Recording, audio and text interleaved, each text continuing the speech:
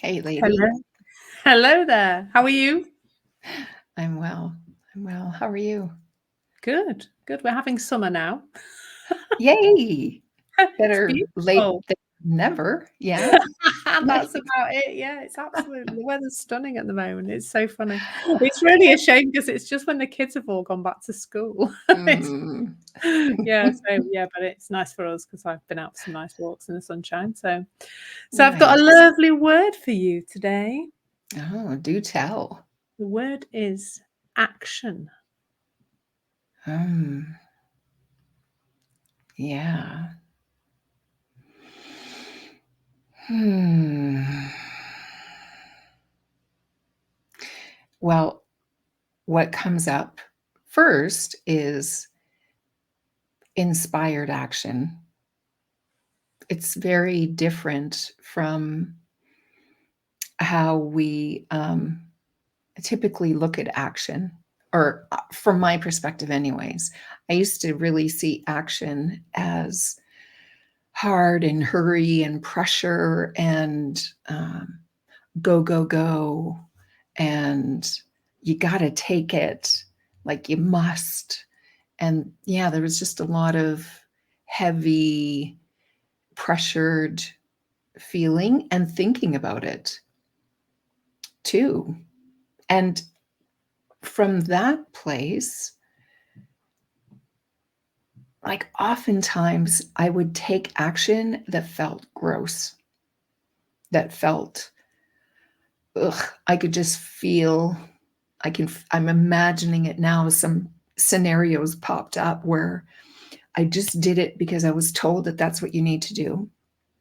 And it was totally out of alignment with who I am and how I work and what is right for me.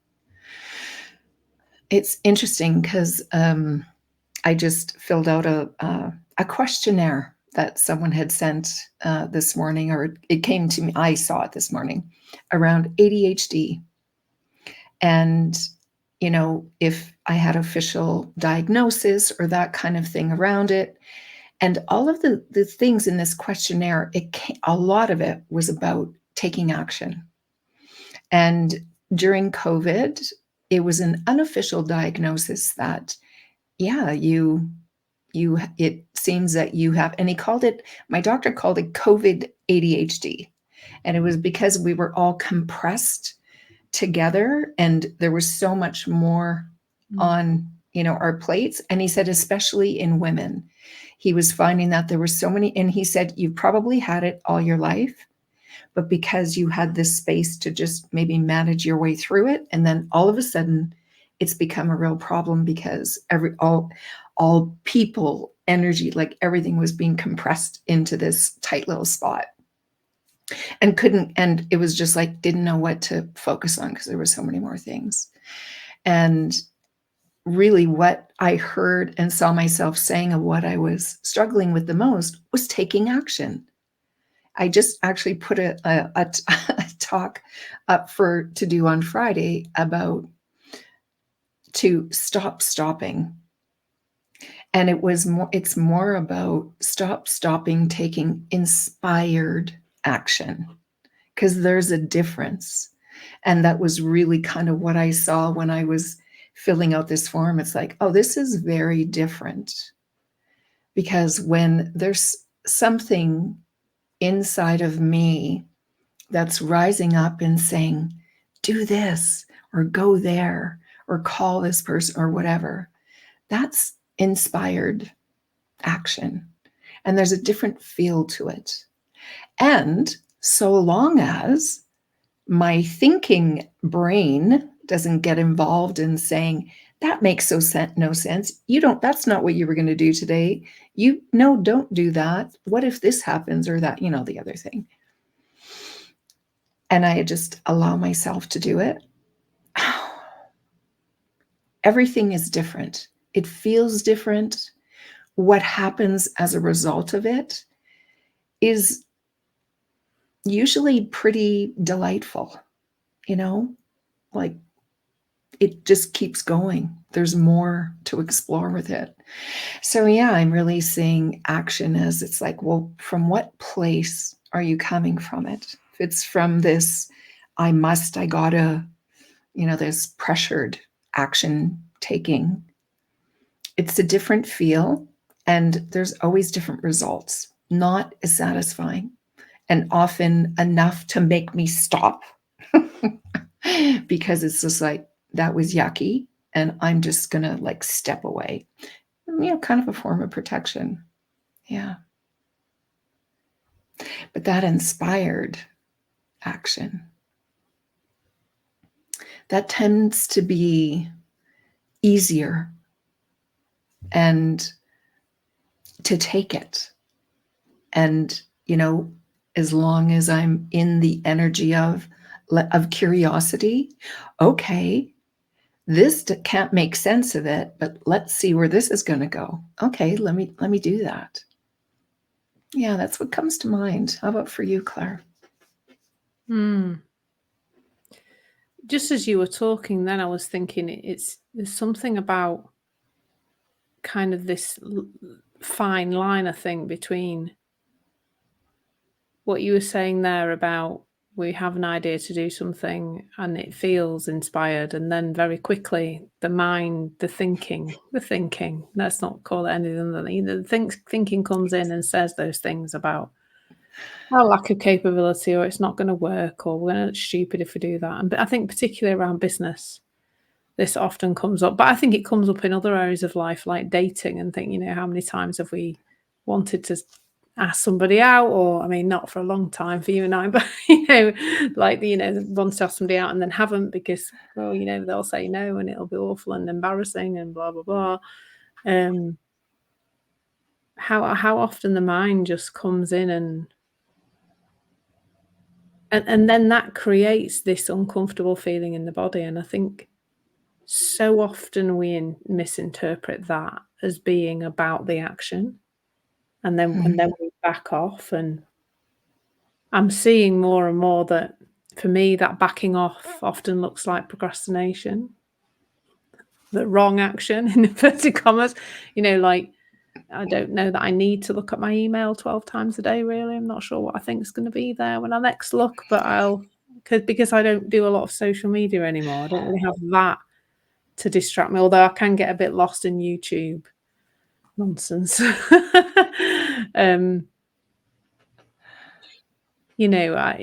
That's what I find comes in is procrastination. Is just frittering, busy nothingness, as somebody used that phrase on an Insight Timer live recently, and I really liked it. Just that busy nothingness. There's not really there's no point to any of it, really. We're just faffing and procrastinating. And that for me feels like when there's some resistance, it's like using busyness to suppress the feeling that's there. I made a YouTube video about it a little while ago, and I kind of said that, it's probably my most preferred tool to avoid feeling now is just doing something, busying in some way. And I suspect, I say now as if that's something new. It isn't, because I suspect that's probably why, part of why I burnt out was just, being busy it was held in such high regard by me, not consciously, but definitely like unconsciously, that my worth and my value was to do with being busy. And I think there's a line there, isn't there, between action that's really purposeful and moving us forward towards the things that we really want in life, and busyness, which is a completely different kettle of fish. Like, that's just something completely different. And really for me, noticing recently how much busyness is an avoidance.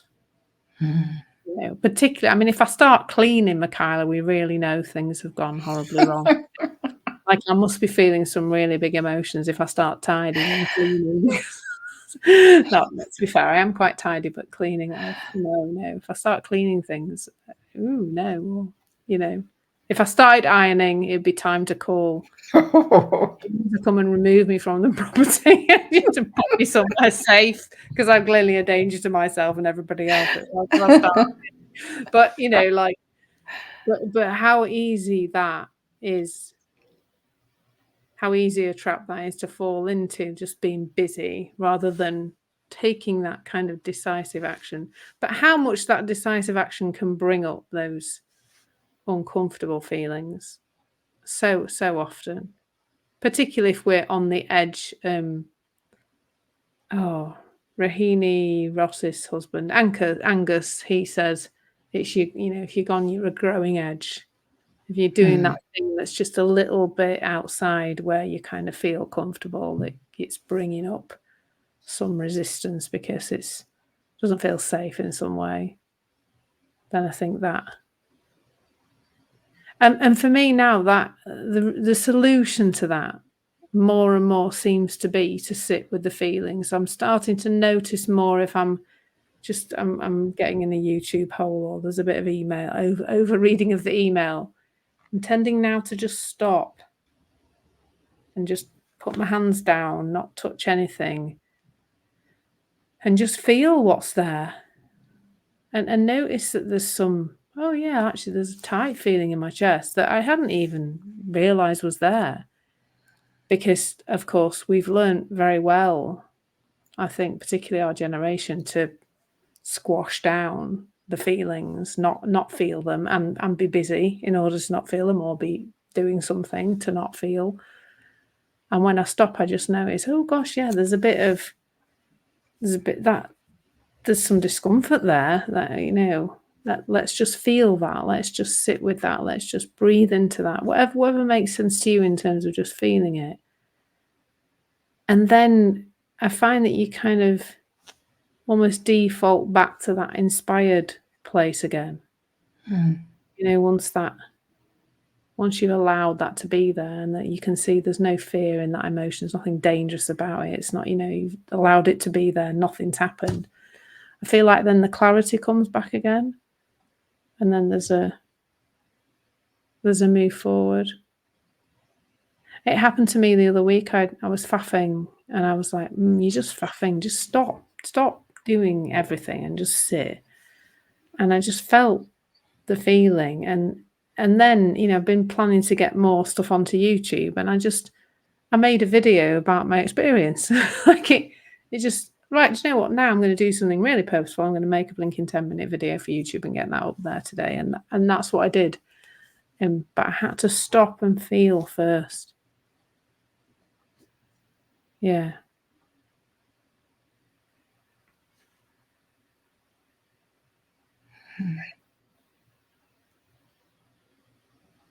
Yeah, that's really good. The stopping, that just stop. Which is ironic when we're talking about taking action, aren't we?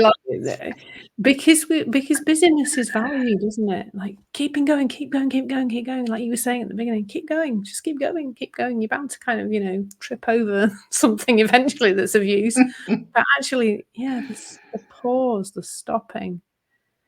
It's like this, the feeling of the day I realised the feeling of urgency meant I had urgent thinking rather than meant that I needed to go faster.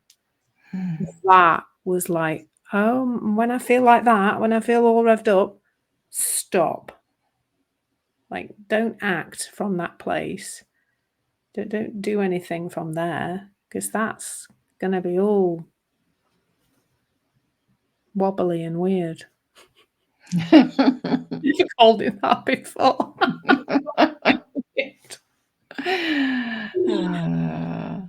Yes. Yeah. When you said that you just kind of stopped, right? And it's like, it's like allowing yourself to get back to the base, your baseline, your, in the 3 principles, we call it your well-being, where your innate wellness is, right? It's like your baseline. And the more I'm studying and doing some human design reading, seeing that it's all the same. It's all the same. You need to know your baseline. You need to know what you feel like, really feel like. And the more you really get to know yourself, know what your energy feels like, because we're all energy, right? What is it like when you're not caught up in your thinking, you're not trying to do anything, and being on your own, not meshing with someone else's energy, and just really getting to know and feel that.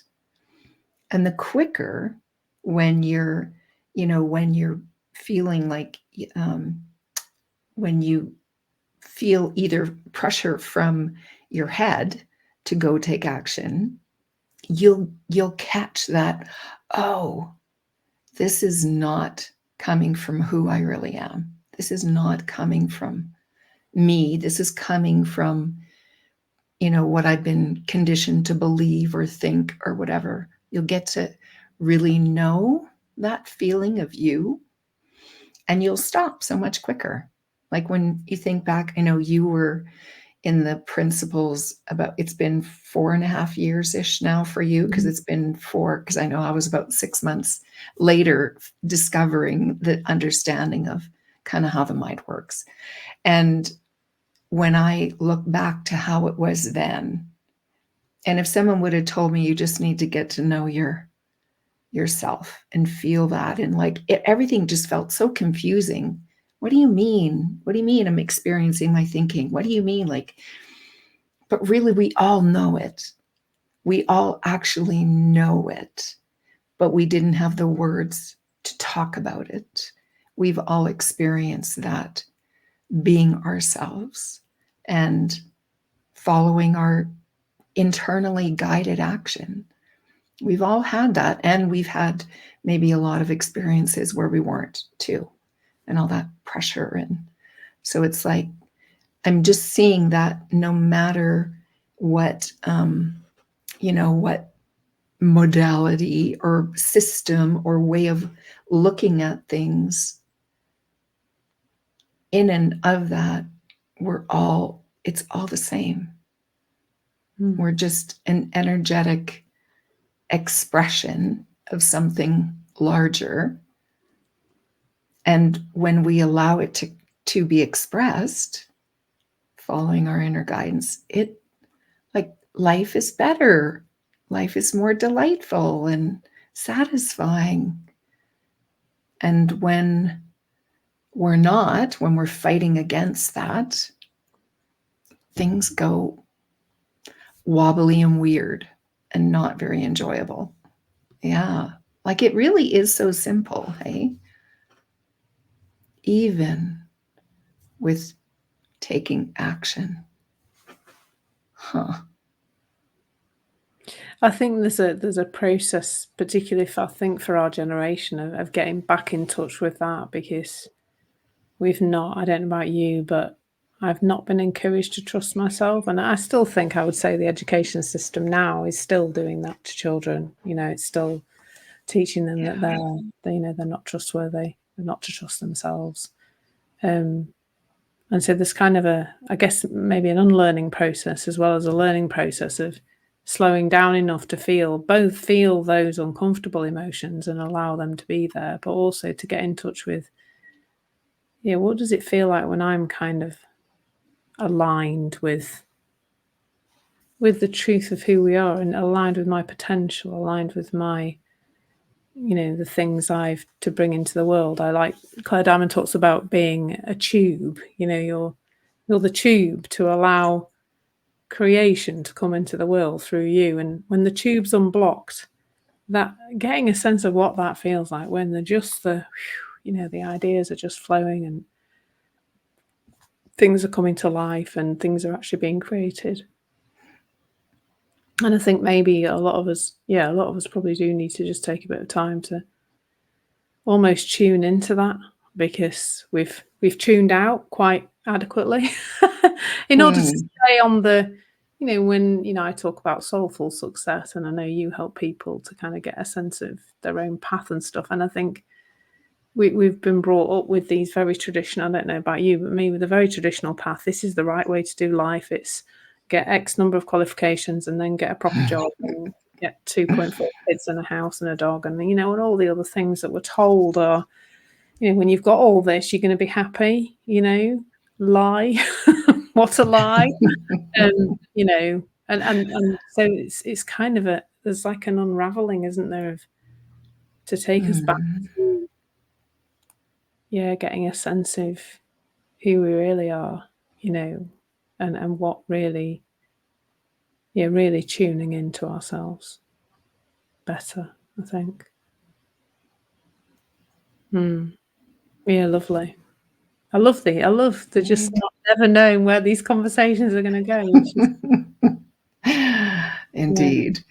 Me too. Lovely. Thank you, Thank you Michaela. for that. Yeah. Thank you, Claire. I will see you again soon. Bye. You betcha. Ciao. Take care.